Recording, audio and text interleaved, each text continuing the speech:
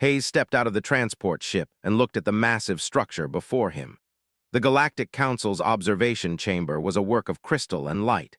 It hung in the middle of empty space, a sphere so large that could not see its edges clearly. He was 19 years old and the youngest cadet ever sent to represent Earth at the Council. His commanding officer, Captain Lisa Morgan, walked beside him. She had been through many diplomatic missions and knew how to move in dangerous rooms. She placed a hand on his shoulder as they entered the main chamber. The observation chamber was filled with beings from different worlds. Some were tall and thin like sticks. Others were short and wide. A few had more arms than knew what to do with. The walls of the chamber glowed with soft light, and the floor beneath them was transparent.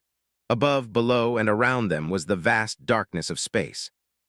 Ambassador Or was waiting for them. He was a species that resembled humans but with scales instead of skin and eyes that glowed with blue light. His voice was like the sound of wind through dry leaves. "Welcome, human cadet," Or said. His words were polite, but his tone was cold. "You are here to witness the presentation of the apex species. The Council has decided that your people should see what true perfection looks like. Perhaps then you will understand your place in the galaxy." Said nothing. He had learned early in his training that listening was more important than speaking. Was the oldest being in the room. He had lived for over 300 years and had seen the rise and fall of many species. He was with a body that twisted like a spiral and eyes that could see in directions humans could not. When he spoke, the entire chamber became silent. "We bring before you the apex species," announced. "This creation represents the height of galactic engineering. It has been bred, trained, and enhanced over 1,000 years. It is the perfect tool for any task. It is loyal, obedient, and unstoppable." The ground beneath them began to move. A section of the transparent floor opened up, and something emerged from below. It was massive, taller than any human could ever be. Its body was covered in a dark material that looked like armor but was actually grown skin enhanced with technology. It had 2 powerful legs and 4 arms, each ending in hands that could crush steel. Its head was large and shaped like no animal had ever seen. There were metal implants running across its skull and down its spine. The apex species stood motionless in the center of the chamber. Its eyes were empty. There was no light in them, no thought, no feeling. It was like looking at a machine that only happened to be shaped like a living thing. Felt his stomach drop. He had read the reports about the apex species before he came here, but nothing had prepared him for seeing it in person. The creature was terrifying. It was powerful beyond measure. But there was something wrong about it. Could not explain what it was, but his mind kept searching for the answer. Or spoke again. "The apex species cannot disobey. It does not have the ability to question orders. It does not feel pain the way you humans do. It does not seek freedom or choice. It exists only to serve." Several council members made sounds of approval. They seemed proud of what they had created. Watched the apex species stand there, completely still, waiting for a command that would never come. Captain Morgan leaned close to and whispered, "Remember what we discussed. Watch, listen, and stay calm." One of the other council members, a being called who represented the species, stepped forward. "The apex species is what your kind needs, humans. Your species is too unpredictable. You fight among yourselves. You ask questions about everything. You resist authority, but with guidance from the council, and perhaps with the help of a creature like this one, you might become useful members of the galactic community." Turn to Haze of Earth. "Do you understand what you have witnessed? Do you understand now why humanity must accept its place in the larger scheme of things?"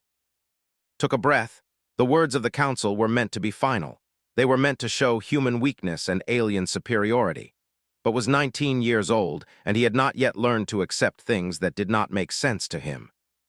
He looked at the apex species standing in the center of the chamber. He looked at its empty eyes. He looked at the metal implants in its head. He looked at the way it breathed but did not move unless told to move. And then he asked a question that would change everything. "Does it choose to obey you?" asked. His voice was steady and clear. "Or does it have to obey you because it cannot choose anything else?" The council chambers filled with angry voices. Council members argued among themselves, their words cutting through the air like weapons. Some were outraged that a human cadet had dared to question their creation. Others were simply confused. The apex species was perfect because it obeyed. That was the definition of perfection in galactic society. The idea of a being that could disobey was unthinkable. raised his spiraling hand, and the chamber became quiet once more. Hayes has asked a question that requires an answer. We will not be dismissed by a young human. We will explain the nature of obedience and show why it is superior to choice. A different council member stood up. This being was called Ran, and it represented the people. It had a smooth, round body and a voice like metal grinding against metal. The apex species does not choose because choice leads to inefficiency. When a being has choices, it wastes time thinking about what to do. It argues, it resists. It pursues its own desires instead of the mission. But the apex species has no desires, it has no resistance, it simply does what must be done. Listened carefully. He could see the logic in what Ran was saying, but there was something missing from the argument. He was about to speak when a woman's voice came from a communication device. It was Dr. Foster, who was waiting on the human diplomatic ship above the planet. "I would like to present data to the Council," said through the communication system. "With your permission." Considered this for a moment. He seemed almost amused. "Very well, let us hear what the human scientist has to say." The chamber's walls changed and displayed information. Foster appeared on a large screen, and she looked directly at the council members. "Throughout human history," began, "humans have accomplished great things through choice, not obedience. Humans invented the wheel, mathematics, medicine, and flight. They built cities that reached toward the sky. They learned to use the power of atoms and created energy from nothing. These things did not happen because someone forced humans to do them. They happened because humans chose to solve problems." Or leaned forward. "But humans also fought wars. They destroyed entire cities. They caused suffering to each other. Is this not evidence of choice leading to evil?" Nodded. "Yes, humans have made terrible choices, but humans have also made beautiful choices. Humans save others at great risk to themselves. They create art and music for no reason except that it brings joy. They love their families and will die to protect them. A being that only obeys cannot do any of these things. A being that only obeys cannot truly care about anything." Commander Victor Grant appeared on the screen beside. He was a military strategist and looked at everything as a problem to be solved. "I have run simulations comparing human soldiers to the apex species in different battle situations. When I place the apex species in a simple scenario where the battle plan is clear, it performs excellently. But when I introduce variables it was not designed for, when I require adaptation and quick thinking, the apex species fails. Its programming cannot handle unexpected situations. A human soldier, however, adapts. A human soldier makes decisions in the moment. A human soldier finds new ways to win." The council members began arguing again. Some said that Commander Grant's simulations meant nothing. Others began to ask questions about what he had found, or was particularly interested. He asked Commander Grant to explain specific battles where the apex species had failed. Watched all of this from the side of the chamber. He felt something shifting in the air around him. The council had believed in the superiority of their creation, but now that belief was being questioned. Questions were powerful things. Once asked, they could not be unasked. Stood again, his spiraling form seemed taller than before. "The humans raise interesting points. However, interest is not the same as truth. The apex species was created to serve the council. That is its purpose, and it serves that purpose perfectly. That is all that matters." Butter did not sit down. He continued to stand, his blue eyes looking directly at and then at. "I believe we should test these theories. Let us create a trial. Let us place the apex species in a situation alongside humans and see what occurs. Then we will have real evidence instead of words and claims." Some council members agreed immediately. Others hesitated, considered Orr's proposal for a long time. Finally, he spoke. "Very well, we will conduct a trial. But understand this, humans. If your kind fails, if you prove to be weaker than the apex species, then humanity will accept its place in the galactic hierarchy without further argument. Do you accept these terms?" Did not hesitate. "We accept." The trial arena was created on a dead moon in a neutral sector of space. The council built a massive structure filled with artificial environments. Inside were mountains, valleys, rivers, and buildings. It was a world created just to test two kinds of beings against each other. Stood with his team and looked at the arena before them. Cole was their technical specialist. He had worked on spacecraft his entire life and understood how things were built and how they could be broken. Sarah Mitchell was their medical officer. She was not just skilled in healing, but also in understanding how to keep people alive in impossible situations. Remember, told them, we are not here to fight the apex species. We are here to show that humans can think, adapt, and work together. Whatever happens, we do this as a team. The three of them walked into the arena. Behind them came several council members in their observation booth, hovering safely above the ground. They would watch every moment of the trial. The arena's sky suddenly turned dark. Alarms began to sound. The ground beneath them started to shake and crack. This was not a gentle test. The council was creating a catastrophic scenario. Buildings around them collapsed. The ground opened up with huge cracks. The air itself seemed to turn hostile. His team ran to take cover under a fallen structure, was already thinking ahead. He saw pieces of metal scattered everywhere from the collapsed buildings. He saw wires and equipment. His mind was racing through possibilities. We need shelter first, Sarah said, looking at the unstable terrain around them. Everything is falling apart. We need a safe place to think. They moved quickly toward a building that was partially intact, examined its structure. This section here should hold, he said, pointing to a corner that was reinforced and solid. They made it inside just as another section of the roof collapsed where they had been standing moments before. Then they heard it, a sound like thunder but heavier and more terrifying. The apex species was moving through the arena. It was massive and powerful. When it encountered obstacles, it destroyed them. A collapsed building in its way was smashed to pieces. A chasm was crossed with a single powerful jump. The apex species moved like a force of nature, unstoppable and direct. Watched from their shelter. It is strong, he said, but it is using energy with no plan. It is just moving forward, destroying everything, consuming power with every action. Nodded, if the arena keeps throwing problems at it, it will eventually run out of power. But it will not know how to manage its resources. It does not think about efficiency because it does not have to. Someone else makes those decisions for it. The arena continued to create new challenges. The temperature dropped suddenly. A section of the ground became slippery. The air quality became poor. Team adapted to each problem. They found materials to create warmth. They found rope to hold themselves steady. Sarah used her medical knowledge to help them breathe better by controlling their movements and heart rates. Then came a moment when they had to move. The shelter they were in was becoming unstable. They could see the apex species in the distance, moving more slowly now. Its movements were becoming less efficient. It was using more power to accomplish less. Now, said, we move now while it is far away. They ran through the arena, staying away from the apex species, but moving toward a different part of the artificial world. Was using his knowledge of how things were built. He knew that the arena had been constructed in sections. He knew there would be maintenance areas that were safer than the destroyed public spaces. Here, said, pointing to a section of a building that looked different from the others. It was reinforced with thick metal. This is control equipment. It was used to maintain the structures during construction. It will protect us. They moved inside and found equipment, tools, and most importantly, a way to view what was happening in the arena. Sarah discovered a communication panel that showed the different sections and their status. The apex species was moving slower now. Its energy consumption was visible on the monitors. It was nearly out of power. But then the arena sent new challenges. Walls moved and blocked its path.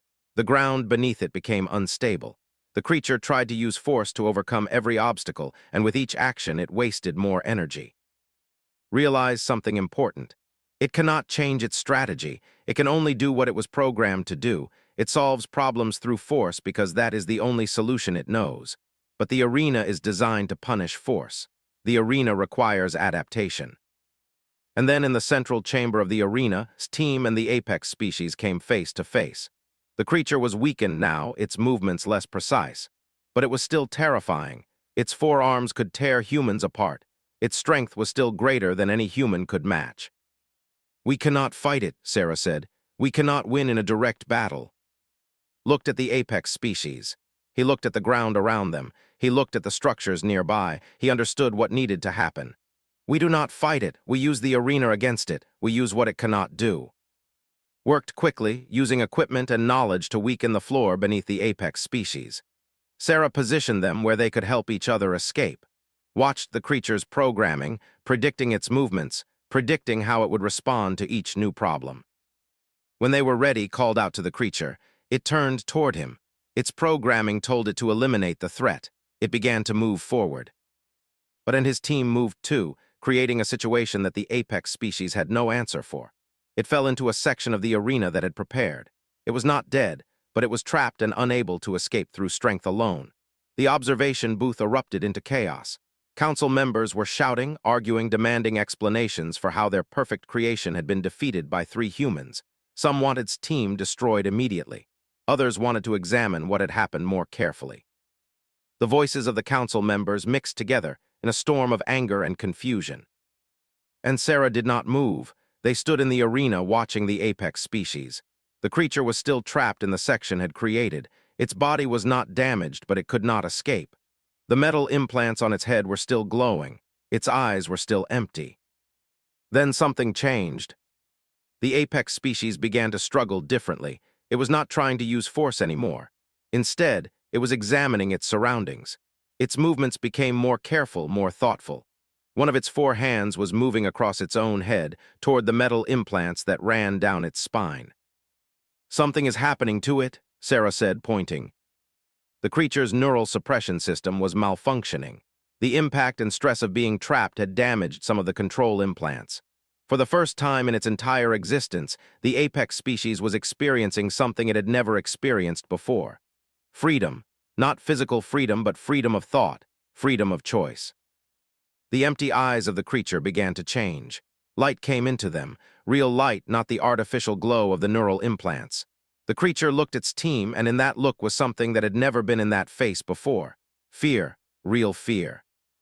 Stepped forward, ready to finish the task. "We should disable it completely while we have the chance. This is what the council wants. This is the victory they need." But Sarah was looking at the creature's face, seeing something that was not ready to see yet. "Wait," she said. "Look at it, really look at it." Saw it too. In that moment, the apex species was not a weapon anymore. It was a being. It was a creature that suddenly understood what had been done to it. All the years of control, all the years of being forced to do things without choice, all the years of not being allowed to be anything except a tool. And now, for the first time, it was aware of this truth. The apex species looked at them with eyes that were asking a question. "What will you do with me now?" Was practical. If we free it completely, it could kill us all. It has the strength. Even without programming, even with all the damage we have caused, it could destroy us in seconds. Thought of his question that had started everything. Does it choose to obey, or does it have to obey? Now he had the chance to answer his own question. He could force the apex species to continue being a prisoner. He could destroy it. Or he could do something that no one in the galaxy expected a human to do. He walked toward the apex species. Sarah grabbed his arm. "What are you doing?" "The same thing that makes us different," said. "I am giving someone a choice." Reached the trapped creature. He could see the fear in its eyes more clearly now. This being had never known fear. It had never had a reason to be afraid because it had never had control over its own fate. Now it was afraid because for the first time it understood that it might lose something. It might be destroyed. That understanding had come the moment it became aware. Placed his hands on the metal implants. They were hot from the malfunctioning systems. The creature did not attack him. It did not move at all. It simply watched him with those newly conscious eyes. "I am going to free you," said. "I am going to deactivate your suppression system completely. After that, the choice is yours. You can attack us if you wish. You can try to escape. You can do anything you want. That is what freedom means. You get to choose." "No," his voice came through the arena's communication system. "Hayes, you will cease immediately. You are acting without authority. Stop what you are doing or face destruction." But continued. His fingers found the control panel hidden beneath the creature's skin. He had studied alien technology enough to understand the basic principles. What he was doing was not complicated. It was simple. He was switching the system off. The apex species suddenly made a sound. It was not a scream or a roar. It was something quieter, something sadder. It was the sound of a being understanding its own existence for the first time. The creature's body relaxed. The implants stopped glowing. The control system that had dominated its entire existence was finally silent. The council chamber exploded with anger, demanded that and his team be seized. Rand called for the immediate destruction of the apex species, said that humanity had proven itself to be dangerous and unpredictable. But Or stood up. His blue eyes were bright with understanding. The human cadet has shown us something that the Council had forgotten. The apex species is not perfect because it is controlled. It is broken because it is controlled. Hayes has freed it not by force but by choice. He has given it the only thing the Council never gave it, freedom. The apex species looked at and then at the walls of its trap. It could destroy them now if it wanted. No more programming would stop it. No more implants would force it to obey. It was free to do whatever it chose to do. The creature stood up. Its massive body moved toward the wall. For a moment thought it would break through and attack everything in sight, but it did not. It climbed out of the trap it created. It looked back at one more time, and in that look was gratitude and sadness and hope all at once. The Galactic Council held an emergency session. All members gathered in the main chamber, and the debate that followed lasted for 3 days straight. And his team were placed in secure quarters on the diplomatic vessel, waiting to hear their fate. Or came to see them on the second day. He looked exhausted but determined. He explained that the Council was divided. Many wanted to declare humanity a threat to galactic stability. Some wanted the apex species hunted and destroyed. Others wanted to understand what had happened and why it made his choice. What will happen to you depends on whether the Council believes humanity's values have merit, or told them. Right now, that question is being debated in the main chamber. When the Council finally reconvened, was brought before them again. This time he was not alone. Foster and Commander Victor Grant stood beside him. Captain Morgan watched from the side, her hand resting on a weapon just in case events turned violent. Looked older than he had before. He looked as though 3 days of debate had worn him down in ways that years of peace could not. "Hayes," he said, "you have violated our protocols. You have freed a creature that was designed to serve the Council. You have acted against explicit orders. The question before this body is whether humanity is too dangerous to be part of the galactic community." Took a breath and spoke clearly. "I did not free the apex species because I was trying to be dangerous. I freed it because I asked a question, and that question helped me understand something important. Your creation was not perfect. It was broken. A perfect being would be free to choose, and it would choose to be good. The apex species was forced to be good. That is not the same thing." Stood and made its voice heard. "The human speaks nonsense. Forced obedience is superior to choice. This is proven by the apex species. It never disobeyed. It never caused trouble. It was reliable." Foster stepped forward. "But it was not reliable," she said. "It was predictable, and predictable is not the same as reliable when you face situations that were not predicted. Throughout human history, humans have proven that we are more reliable in unexpected situations precisely because we can choose how to respond." Commander Victor Grant added, "In war, in exploration, in the face of unknown dangers, humans have survived and thrived. The apex species would have failed in many of those situations because it could not adapt. It could not change its strategy when old strategies did not work. It could only follow programming." Or stood again. "I have examined the data from the trial carefully. The humans defeated the apex species not through superior strength but through superior thinking. They worked together. They adapted to each new problem. They made decisions based on circumstances that changed moment by moment. The apex species could not do any of these things, and now we know something else. We know that the apex species, when given freedom, chose not to harm anyone. It chose to leave. It chose to exist as its own being. Is that not what we say is the height of civilization? The choice to be good when you have the power to be evil." The Council fell silent, even did not interrupt. "Furthermore," or continued, "the human cadet has shown us something about ourselves. We created the apex species and believed it to be perfect because it obeyed. We built our entire galactic system on the idea that obedience equals perfection. But Hayes asked a simple question that revealed the flaw in our thinking. We have been wrong, not about everything, but about something important. We have confused control with perfection." Days of debate turned into a week of debate. The Council members argued among themselves. Some refused to accept that their beliefs could be wrong. Others, like Orr, began to see the universe differently. Slowly, gradually, the Council's position began to change. Finally made his announcement. "The Council has made a decision," he said. "We acknowledge that Hayes acted against protocol, but we recognize that his actions were based on a different understanding of what it means to be perfect. We are willing to accept that understanding. Therefore, the human cadet will not be punished. Furthermore, we are elevating Earth to full Council status. Humanity will have a voice in galactic affairs equal to all other species." The chamber filled with mixed reactions. but raised his hand and continued. Additionally, the Council issues a formal declaration. The creation of engineered beings designed to be obedient and to lack choice is hereby forbidden. We will move toward a galactic system where all sentient beings are recognized as having inherent worth and the right to choose their own path. Felt his heart beating fast. He looked at and at Commander Grant. He looked at Captain Morgan. They had done it.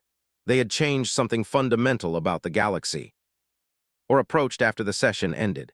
You will have enemies now, they said. Some council members will try to undermine this decision. Some species will resist changing their ways. But you have proven something that cannot be forgotten. You have proven that choice, freedom, and compassion are more powerful than control and obedience. In the weeks that followed, things began to change across the galaxy. The apex species, it turned out, had found refuge with the, who gave it a chance to learn and grow and develop its own identity. Other species began to question their own beliefs about perfection and control. Some resisted these changes violently. Others embraced them with hope. Hayes returned to Earth as a hero, but he did not think of himself that way. He thought of himself as someone who had asked a question. A simple question. A question that one council member had said was irrelevant. But that question had been relevant. It had broken apart an entire system of belief and shown something better underneath. Years later, when historians would study this period, they would call it the moment of choice. It was when the galaxy shifted from a system built on control to a system built on freedom. It started with a 19-year-old human cadet who asked if an apex species was truly perfect if it had no choice at all. And the answer had changed everything. Then the apex species walked away. It moved through the arena not as a weapon, not as a tool, but as a being making its own decisions. It found a section of the arena that led to the outside. It walked toward the stars, choosing to leave rather than to stay and fight. The observation booth became silent. No one spoke. The impossible had happened. The apex species had been freed and it had chosen mercy. It had chosen to leave rather than to destroy. In that moment, Hayes had proven something that the entire Galactic Council had never understood. True strength is not in being forced to obey. True strength is in the freedom to choose, and in choosing something other than revenge. The arena became still. The trials ended, and Sarah stood together, breathing hard, alive, and victorious. They had not defeated the apex species through superior power. They had defeated it through thinking, adapting, and working as a team. Things were moving forward in ways he could not predict. He looked at the apex species still standing in the center of the chamber. It had not moved during the entire conversation. Its empty eyes had not changed. It simply stood there, waiting to do whatever it was told to do. Wondered if it was aware of the conversation happening around it. He wondered if it could understand the words being spoken about its nature and purpose. He wondered if somewhere deep inside that body, inside that mind that was controlled by metal and electricity, there was something that wanted to be more than just a tool. Or caught eye and nodded slowly. He understood what the human cadet had done. He understood that simple question was about to change everything. And for reasons he did not fully understand himself, had decided to help. The chamber became silent. No one spoke. No one moved, had asked something that the council did not know how to answer. The apex species stood motionless, its empty eyes staring into nothing, waiting for a command it would never be able to refuse. Looked at for a long time. That is an irrelevant question, he finally said, but could hear doubt in his voice, and that doubt would spread through the council like a crack spreading through glass. Captain Morgan squeezed shoulder. In that moment, they both understood that Hayes had just started something that no one in the chamber was prepared to stop.